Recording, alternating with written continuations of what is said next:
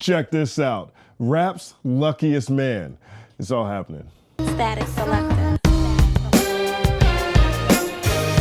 The Ballad of Meek Mill went from tragic to triumphant in under 12 months. In August 2008, the Philadelphia rapper was convicted on simple assault, possession of a loaded weapon, and possession of a controlled substance with the intent to distribute. Judge Janice Brinkley sentenced him to 11 to 23 months. He served 5 of those, got out in June 2009, then spent the next 10 years bouncing in and out of jail due to numerous parole violations. This is a long list. Reportedly, he tested positive for marijuana and opioids on multiple occasions between 2010 and 2012. He wasn't jailed for any of those though, but his ability to travel outside of Philadelphia was restricted. He couldn't leave the city without checking in with his parole officer. In March 2013, he was found in violation of probation for traveling outside the city, but was not jailed again. According to court documents, he was ordered to enroll in an etiquette course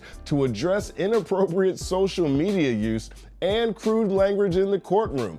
That was weird. July 2014, he reportedly violates probation again, this time for failing to report to his probation officer, making unauthorized travel plans, and ignoring the court's orders. He returns to jail for about 5 months and is given an additional 5 years of probation. December 2015, he's back in court again for his 4th hearing on probation violations. Authorities say that he disobeyed travel restrictions, failed to meet with his probation officer, and submitted a sample of cold water for a urine test. This is funny.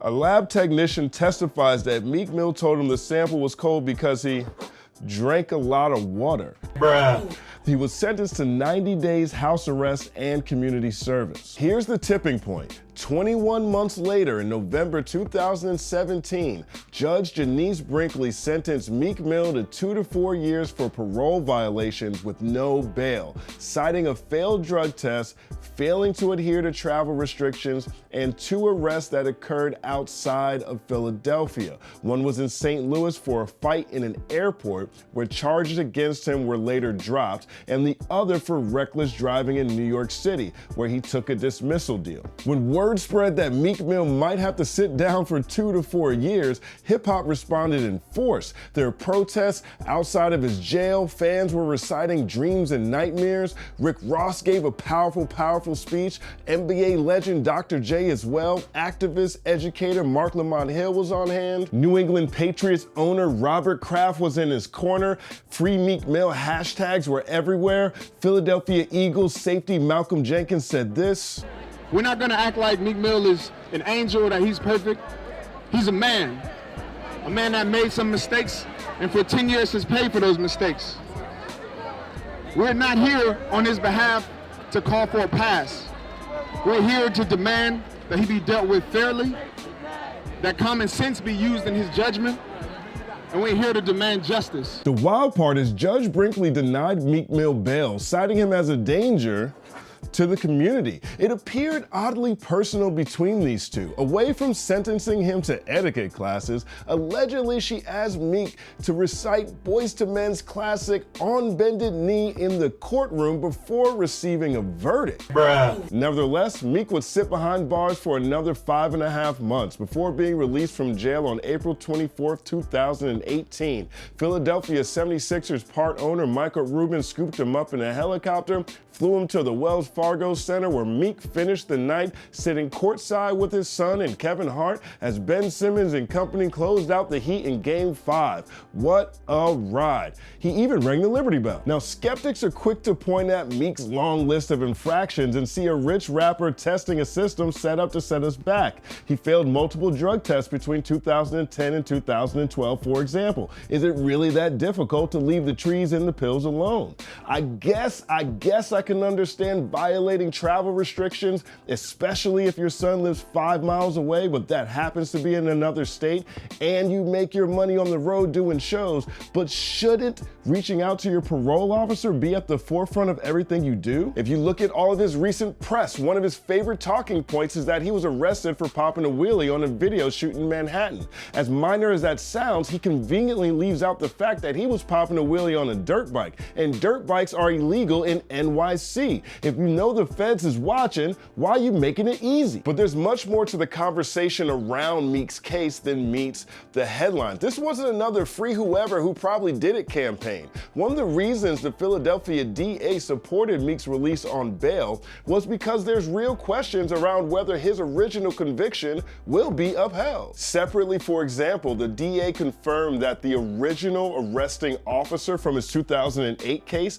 was among those prosecutors from the previous administration tried to keep off the witness stand because of credibility issues. They cited accusations against him by other officers and saying there was a strong showing of likelihood of the conviction being reversed in whole or in part. This is something to keep an eye on. But what's striking is how rapidly the ballad of Meek Mill shifted from a conversation about recent infractions and more about, as Malcolm Jenkins said earlier, fair sentencing, about the mechanisms of a predatory bail industry, something close to the heart of Jay-Z, the founder of Roc Nation, the management company Meek Mill is signed to. And Hov's always had a Jones for Philadelphia. When he launched his festival, Made in America, the festival was launched in Philadelphia, not Brooklyn, not New York, not LA.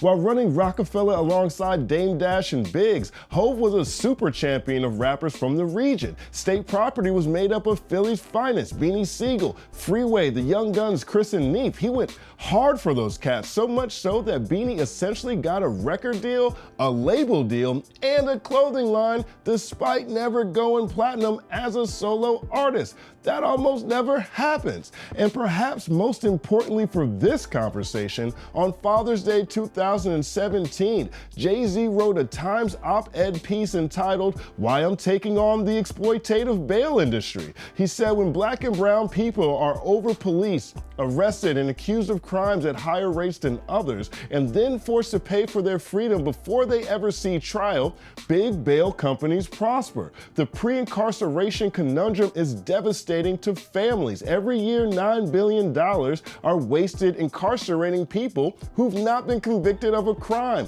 And insurance companies who have taken over our bail system go to the bank. We can't fix our broken criminal justice system until we take on the exploitative bail industry. Jay-Z really went all in on this issue. He'd go on to release a documentary on Khalif Browder, a Rikers inmate held in the NYC jail for 3 years, 2 of which in solitary confinement, all without trial. In March 2018, Roc Nation invested $3 million into decarceration startup Promise, along with first round capital and a few other private equity firms. It's an app designed to help remind people when they have court dates, drug testing, as well as assist in providing access to job training, housing, counseling, referrals. This is unquestionably Jay-Z's signature issue of the moment, and it couldn't come at a better time for Meek Mill, the underdog's underdog. A Philly rapper signed to Roc Nation, trapped in the revolving door of a system stacked against him. And now he's the face of the fight for prison reform, albeit reluctantly. Another thing fascinating about his recent interviews is how he responds to being pushed to the forefront of a movement. When Ellen addressed him as such in November, he seemed to embrace it. A week later on CNN, when presented with naysayers who questioned whether he's the right messenger, he said, quote, "I don't know how people can say I shouldn't be the face of it because I was wrongly accused, I was sent to jail multiple times for not committing crimes, sent to jail 2 or 3 times for being addicted to Percocets, and was sent to jail for popping a wheelie." 13 days later on The Daily Show, while talking to Trevor Noah, he addressed those same critics, only this time distancing himself from being the face of the movement at all. I heard people say like he's not the face, he shouldn't be the face. I'm like, why? I don't want to be the face. I just want to help out and help bring change to the world. He reiterated the same thing on The Breakfast Club 1 week earlier, only adding this. Hold on. So if they come to you and they be like, look, we on to you. The white man wants you to stop. You'll stop talking about prison reform, Meek? Yeah, I'll probably fall back. Yo, go ahead, but let somebody else handle that. This shit about my son and them. I ain't going to jail for these motherfuckers. I ain't going to jail for nobody. All right. I'm going to jail for my family. I sacrificed myself for my mother, my sister, my son. If I could help along the way, then that's what it is. So you're not and really... not to be selfish, what I can do, I would help. Yeah. Would you do that? Yeah, fuck you asking me. What would you do? Give me your answer. I don't know, but I'm not. No, you can't give me. Give me a. What would you do? I'm not an activist. I'm a G. I'll tell you the truth. I ain't here to spit that political shit to like sway the world. If I can save one person out of jail, I'm cool with that. The point is this: within 8 months of flying out of jail in a helicopter, Meek Mill releases Championships. It debuts at #1, his second #1 album. It's a great listen. If you haven't heard it, punch yourself in the face. He makes up with both Drake and Game after both of them trounced him in previous rap battles. We've broken those down in previous episodes, links in the description. Not sure how many top tier MCs lose public rap battles back to back, by the way. However, his relationship ended with Nicki Minaj, he seems to have hopped off the Barbie train at the right time. It looks like her career is on the wrong side of the bell curve, and now he's the face of the fight for prison reform, whether he likes it or not. A year ago, things looked dark and hella hot. Now Meek's sitting somewhere around the #1 spot, looking like the luckiest man in rap. Sincerely, how many chances does one cat get? But does any of this happen for him if he doesn't happen to be signed to Roc Nation around the time that Jay-Z decides to tackle a predatory bail industry? And what does it mean for his movement and this movement if, God forbid, Meek Mill finds himself on the wrong side of the system once again? I don't have the answer to these questions. Static selected. Another TBD in the books. Thank you guys for rocking with us each week. Big shout out to Ambrosia for Heads. We just launched our own streaming network. All of these episodes premiere 2 days earlier, every Wednesday on AFH TV. If you guys want to become members of AFH TV, all the information's in the description. I'm also sharing the link to that all over my social media, at The Company Man on everything, so make sure you check that out. Great, great deal. Also, big shout out to Meek Mill. I'm super excited for everything that he has the opportunity to achieve and to convey.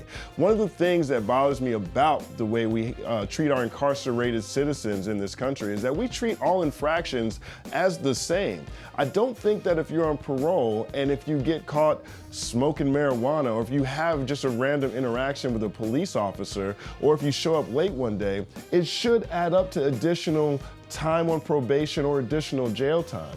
But I also am not blind to the fact that if you look at a long list of anything, if it looks like someone shows up to work 10 times, 12 times too many, it starts to look like they don't care that much. It's definitely a slippery slope, and I'm excited to see what Meek Mill does with this opportunity. Also, as I mentioned, new music show is called The Drip. We have premiere clips from the Meek Mill Drake song video in this week's episode. So if you missed that, punch yourself in the face. Links in the description as well. I'm having a great time right now. It's 2019. It's 2019, Mission 2019. You thought I was going to freestyle again like I did last week. Make sure you check out that piece on freestyle, what the real definition is. Like and subscribe this channel. Follow at The Company Man on everything. Hit that bell, hit that bell, hit that bell. I had to say it a third time because I almost couldn't find my cup. It's all happening. And I feel like that now, like running around with them guys, powerful people like Jay-Z, Robert Kraft, Michael Rubin. And it's a list of other billionaires behind our whole movement too, that we talking about reform. You talking about doing something and bettering people. So you always gonna have a group of people, no matter if it's law enforcement or if it's people from your own neighborhood, that's just wishing on your downfall.